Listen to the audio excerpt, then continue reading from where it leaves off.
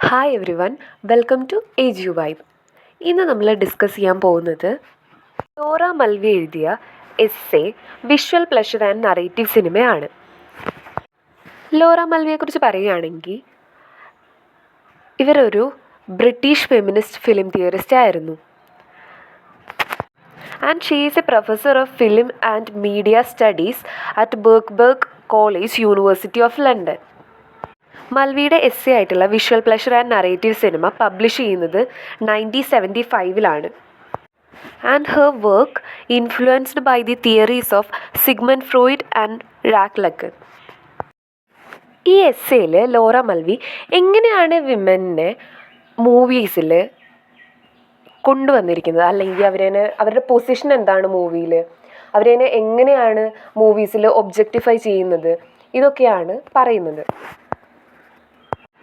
Mulvey examines how cinema creates pleasure for the viewer. Sigmund ഫ്രോയിഡിൻ്റെ writings base ചെയ്തിട്ട് Mulvey സ്കോപ്പോഫീലിയ എങ്ങനെയാണ് visual കൾച്ചറിൽ വരുന്നതെന്ന് ഡിഫൈൻ ചെയ്തു. ഈ സ്കോപ്പോഫീലിയ ഭയങ്കര ഇമ്പോർട്ടൻ്റ് ആയിട്ടുള്ളൊരു ടേമാണ്. സ്കോപ്പോഫീലിയ എന്ന് വെച്ച് കഴിഞ്ഞാൽ നമുക്ക് മൂവീസിലൊക്കെ ഈ ഫീമെയിൽ ബോഡി റെപ്രസെൻ്റ് ചെയ്യുന്നത് കണ്ടിട്ട് ഫീൽ ചെയ്യുന്നൊരു സെക്ഷുവൽ പ്ലഷർ, അതിനെയാണ് സ്കോപ്പോഫീലിയ എന്ന് പറയുന്നത്. മെയിൽ ഗേസിനെ സാറ്റിസ്ഫൈ ചെയ്യാൻ വേണ്ടിയിട്ടാണ് ഫീമെയിൽ ബോഡീസ് മൂവീസിൽ റെപ്രസെൻ്റ് ചെയ്തിരിക്കുന്നത്. ഇങ്ങനെയൊക്കെ വിമൻ ബോഡീസ് മൂവീസിൽ റെപ്രസെൻ്റ് ചെയ്താലാണ് മെയിലിൻ്റെ ഒരു മൈൻഡിനെയും അവരുടെ ആ വോയറിസ്റ്റിക് പ്ലഷറിനെയും ഒക്കെ സാറ്റിസ്ഫൈ ചെയ്യാൻ സാധിക്കുക എന്നതിനനുസരിച്ചാണ് ഓരോ മൂവീസിലും ഫീമെയിൽസിനെ ഒബ്ജക്റ്റിഫൈ ചെയ്തിരിക്കുന്നത്. മൽവി മിറർ സ്റ്റേജിനെയും ഈ വോയറിസ്റ്റിക് ഐഡൻറ്റിഫിക്കേഷനെയും ഇവിടെ കമ്പയർ ചെയ്യുന്നുണ്ട്. ഈ മെയിൽ വ്യൂവേഴ്സ് നമ്മൾ ഈ മൂവീസിൽ കാണുന്ന ഹീറോസിനെ ഒക്കെ തങ്ങളുടെ സെൽഫായിട്ട് ഐഡൻറ്റിഫൈ ചെയ്യുകയാണ്, തങ്ങളാണ് ആ സ്ക്രീനിൽ നിന്നുള്ള ഒരു തോട്ട് മൂവീസ് കൊടുക്കുകയാണ്. അപ്പോൾ ഹീറോ എങ്ങനെയാണോ അതിൽ ഒബ്ജക്റ്റിഫൈ ചെയ്തിരിക്കുന്ന ഫീമെയിലിൻ്റെ ബോഡി കാണുന്നത്, അല്ലെങ്കിൽ അതിലൂടെ കിട്ടുന്ന സ്കോപ്പോഫീലിക് ഇഫക്റ്റ് ഉണ്ടല്ലോ അത് ഗെയിൻ ചെയ്യുന്നത്, അതേ ഫീല് തന്നെ ഈ കാണുന്ന വ്യൂവറിന് ആ മൂവി കാണുമ്പോൾ കിട്ടുകയാണ്.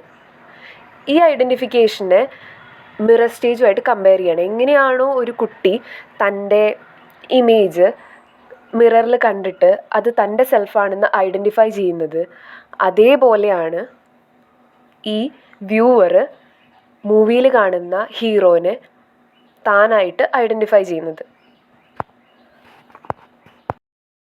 Mail viewer enjoys immense power as well as agency, but women are commodified. Mulvey പിന്നെ ഫോക്കസ് ചെയ്യുന്നത് രണ്ട് ഡയറക്ടേഴ്സിനെയാണ്, ആൽഫ്രഡ് ഹിച്ച്കോക്കും ജോസഫ് വൺ സ്റ്റേൺബർഗും. She analyzes their approaches to the representation of female body on the basis of scopophilia. Morocco, Dishonored, Rear Window, Marnie, ഈ മൂവീസൊക്കെ മൽവി examine ചെയ്തു. Then she explains how these films produce scopophilia and objectify women. Bearer of the look man ആണ്, അതുപോലെ ഒബ്ജക്റ്റാണ് women. ഒരിക്കലും വിമനെ bearer of the ലുക്കായിട്ട് മാറ്റുന്നില്ല. Women ഓഡിയൻസിനെ മൂവി ഡയറക്ടേഴ്സ് കൺസിഡർ ചെയ്യുന്ന പോലുമില്ല. മെയിലിൻ്റെ ഈഗോ മാത്രമാണ് മൂവീസിലൂടെ സാറ്റിസ്ഫൈ ചെയ്യപ്പെടുന്നത്. Women are used to give pleasure to male audience. ഈ സ്കോപ്പോഫീലിയ എന്ന് വെച്ച് കഴിഞ്ഞാൽ ഇറോട്ടിക് ഫോം ഓഫ് ലുക്കിംഗ് ആണല്ലോ. ഇതിന് രണ്ട് സ്റ്റേജസ് ആണുള്ളത്, ഇൻസ്റ്റിങ്ച്വലും നാർസിസിസ്റ്റിക്കും. ഇൻസ്റ്റിങ്ച്വൽ എന്ന് പറഞ്ഞു കഴിഞ്ഞാൽ the instinct to look another person as an object of sexual stimulation എന്ന് വെച്ച് കഴിഞ്ഞാൽ നമ്മുടെ ഒരു ത്വര എന്നൊക്കെ പറയില്ലേ, to look another person as an object to derive sexual pleasure.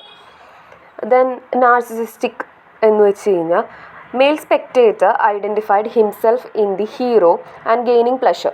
നമ്മൾ മിറർ സ്റ്റേജുമായിട്ട് കമ്പയർ ചെയ്ത് പറഞ്ഞില്ലേ, മെയിൽ സ്പെക്ടേറ്റർ ഹീറോ തന്നെയാണ് താനെന്ന് സങ്കല്പിക്കുകയാണ്, അങ്ങനെ പ്ലഷർ ഗെയിൻ ചെയ്തതിനെയാണ് നാർസിസിസ്റ്റിക് എന്ന് പറയുന്നത്. മെന്നാണ് എപ്പോഴും സബ്ജക്റ്റ് ഓഫ് ആക്ഷൻ, വിമൻ എപ്പോഴും ഒബ്ജക്റ്റ് ഓഫ് മെയിൽ ഗേസ് ആണ്. ഫ്രൂയിഡിയൻ സൈക്കോളജിയിൽ എപ്പോഴും ഒരു ഇമേജ് ഓഫ് വിമൻ എന്ന് വെച്ച് കഴിഞ്ഞാൽ കാസ്ട്രേറ്റഡ് ആയിരിക്കും. കാസ്ട്രേറ്റഡ് ഇൻ ദി സെൻസ് ഡിസെംപവേർഡ്. ഫാലസിനെ മെയിൽ പവറിൻ്റെ ഒരു സിമ്പിളായിട്ടാണ് കണക്കാക്കിയിരുന്നത്. ഫെമിനിസ്റ്റൊക്കെ ആർഗ്യൂ ചെയ്തിരുന്നത് ഫ്രൂയിഡിയൻ തിയറീസൊക്കെ പാട്രിയാർക്കലാണ്. മൾവി തൻ്റെ എസ്സേ സ്റ്റാർട്ട് ചെയ്യുന്നത് തന്നെ ഫ്രൂയിഡിൻ്റെ തിയറീസിനോടുള്ള ഫെമിനിസ്റ്റിൻ്റെ ഒരു ഡിസഗ്രിമെൻസിനെ കുറിച്ച് പറഞ്ഞിട്ടാണ്. മൾവി പറയുന്നത് പുതിയ ടെക്നിക്കൽ അഡ്വാൻസസ് ഒക്കെ യൂസ് ചെയ്ത് പുതിയൊരു ടൈപ്പ് ഓഫ് മൂവീസ് വരണമെന്നാണ്. She says that with new technical advances there is a possibility of an alternate cinema which could react against patriarchy. She names it politically and aesthetically avant-garde.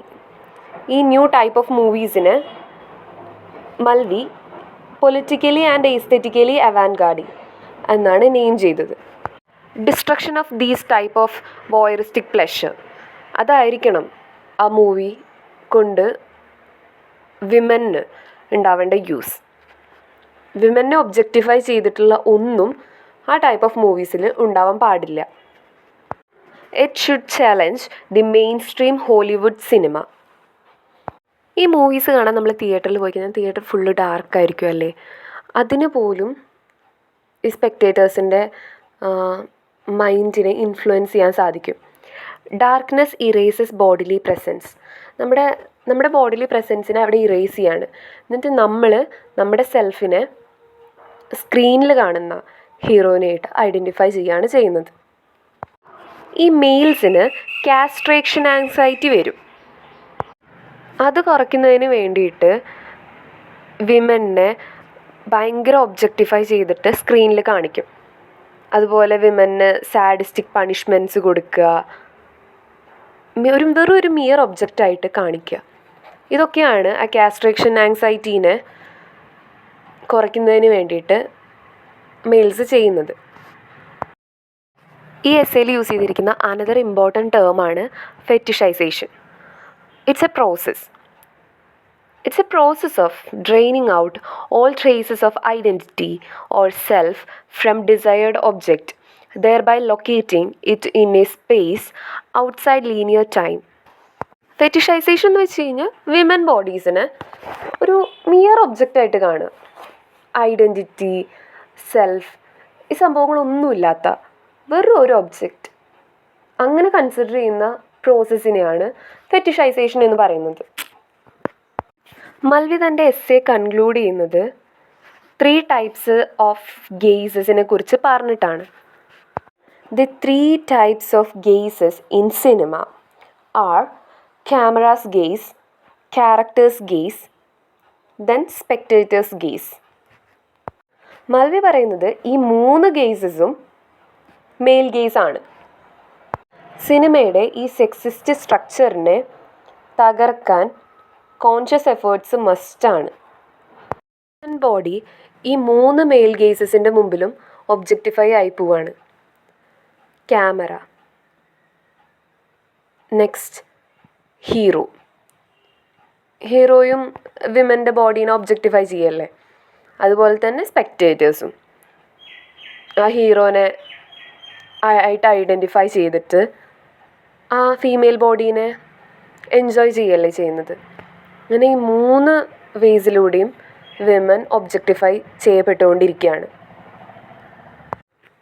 Mail gaining pleasure by suppressing or objectifying women. Laura Mulvey പറയുന്നത് ഈ erotic പ്ലഷറിനെ ഒക്കെ destruct ചെയ്യണം. അങ്ങനെ destruct ചെയ്തുകൊണ്ടുള്ള new kind of cinema വരണമെന്നാണ്. Laura Mulvey concludes by emphasizing the need to destroy erotic pleasure as a political weapon to challenge the objectification of women in narrative cinema, and the spectator should see how film objects the image of women as an object of visual pleasure. ഇതൊക്കെയാണ് Laura മൽവിയുടെ visual pleasure and narrative cinema എന്ന എസ്സേയിലെ main points. എല്ലാവർക്കും clear ആണെന്ന് വിചാരിക്കുന്നു. Thank U.